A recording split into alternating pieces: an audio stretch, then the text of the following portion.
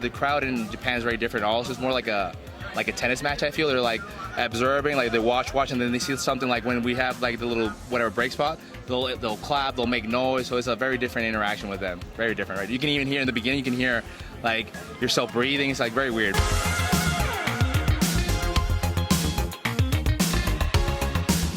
Hey guys, welcome back to another interview here on Tone In Entertainment. Today we're at Mayhem on Mills in Orlando, Florida, and I'm joined by Action Jackson. How you doing, Action? Doing good, boss. Thank you for having me. You know how it is. Oh, I do know how it is, man. Lovely day here. We got a great day for wrestling outdoors. Bro, actually, I was saying my first show here at Mayhem was like 2 years ago. Same show, Dream Wars, and it was fucking.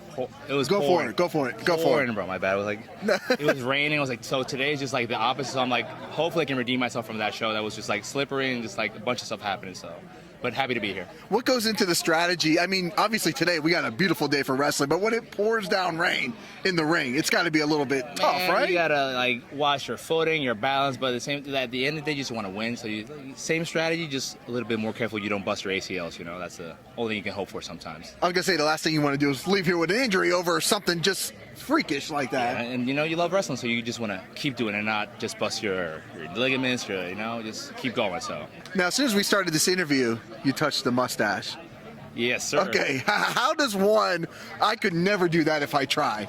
I can't either. I have to wax it, but I've been trying this look lately just to like, I can't grow a beard, so the next best thing, just grow your mustache and curl it. So, but yeah, I gotta wax it. That's the secret strategy. See, I'm blessed. I can grow the beard, but I can't grow the stash. You can grow the stash, and can't grow the beard. We gotta try to mix and match. We gotta try to mix and match. Get a beard growing for a little bit, so, but yeah. I'm gonna try to keep this. I don't know if I'm gonna keep it for the match. I'll see if it lasts, right? So, but yeah, happy to be here in Florida though. How you guys been? Oh, we're good. We're good. I mean, you guys are in a 6-man tag match. We just had Robert Martyer over here. You got Daniel Starling on your team as well, going up against OAO. Yeah, man. I actually my last show in Florida was against Hollywood. So here, let's see how it goes today. He's a good competitor, very agile. And I've never wrestled. I've always wanted to wrestle Snoop. So I'll see how this goes today. Like a couple of good interactions going, but yeah, man, you never know. It could be us, could be them. You don't know, man. Robert Martyer's really good. I've never actually wrestled with Starling, but I've heard a lot of good things about him. So today we see if we can like mesh our styles into a winning combination. When I last interviewed Snoop Srtykes, he said that he brings an Xbox and plays basketball. I see no Xbox out here. No, I think he was bullshit. I think right. I got to talk to him about that. I see no Xbox, no bat. Like I don't even see Snoop. So. Oh, he's here. I saw him walking around here. We'll see him, but so far, no Xbox. So. I'm gonna call bullshit. Now, it's been a while, but you were doing some YouTube videos with like working out and stuff like that. Is there any chance of getting back? I saw the one with Zach that you did with him. I think it was your last video that you did with him. Right after that, I moved to Mexico. So I was in Mexico for 2 years. So yeah, it was like I was doing that, but then like priorities changed, and I went to Mexico. So I was like, it was just different lifestyle over there. So I was like, I had no time to like do videos. Sometimes like travel would be sometimes like an 8-hour bus to like other cities, so it'd be like, yeah, it'd be a whole different experience. So I was just trying to be more present over there. Like I should have done videos, to be honest, but like I was just like absorbing the culture over there. So different, but yeah, man, 2 years just grinding over there. Different style over there, different style. I was gonna say, what was the biggest thing that you learned? I mean, Mexican wrestling versus American wrestling, very different. Just you have very good bases over there. Like everyone can base. Like it's just insane. Everyone's a good base. You have learned so many different styles. You learn how to catch over there. A lot of people like you see dives. A lot of people like they just dive. No one catches them. And over there, it's not like that. Like, you get catches. It's like they teach you how to catch properly certain dives. So I don't know. I feel like I learned a lot of stuff. Plus, I got to go to Japan just because I was in Mexico. You get to interact more with Japanese wrestlers over there. They go more often over there. It's cheaper over there. So I don't know. I try to like in those 2 years that I was there, just try to like absorb all that I could over there. When you get off a plane in Japan to know that you're going to wrestle your craft, your passion, what goes through your mind when you land on that tarmac? It was pretty exciting. Like it was pretty surreal. Again, I tried to be it was only a 5-day trip. I tried to be as present as I could on that one. But just like I remember, our first show was in Curricon Hall, and I remember seeing the tiles, and that was just like, oh, we're here. Like just seeing those tiles, like, and I felt really present, and I enjoyed it. Like the crowd in Japan is very different. Also, it's more like a tennis match. I feel they're like observing, like they watch, and then they see something like when we have like the little whatever break spot, they'll clap, they'll make noise. So it's a very different interaction with them. Very different, right? You can even hear in the beginning, you can hear like yourself breathing. It's like very weird, but Nice crowd though, nice crowd. And then like in Mexico, it's probably completely a 180, right? Legit over there. As soon as you go out, it's just like fuck you, like that's the one thing I'm gonna say about it. That's the nicest thing they say to you. They'll go crazy. It's just a different atmosphere. You also learn how to manage different crowds over there. Mexico, I feel, is just more. You have to interact more with the crowd because as soon as you go out, they they need some energy. They try to feed off you, so you have to you learn to adapt. I feel over there. So different crowds. In the years that you've been doing this, what would you say is the biggest lesson you've learned about yourself that maybe you didn't know when you started day one?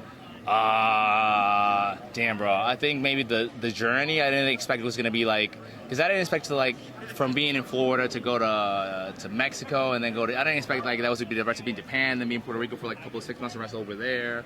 It's been a very different round. I'm gonna be back in Mexico actually next week for 3 months now, so it's just gonna be. Oh wow, okay. Yeah, so it's just been I didn't think it's gonna be just this sort of before when it wasn't wrestling that often, it was just I felt it was dead. And then when it gets going, it just starts going, and then I feel you don't stop. So I didn't expect it to.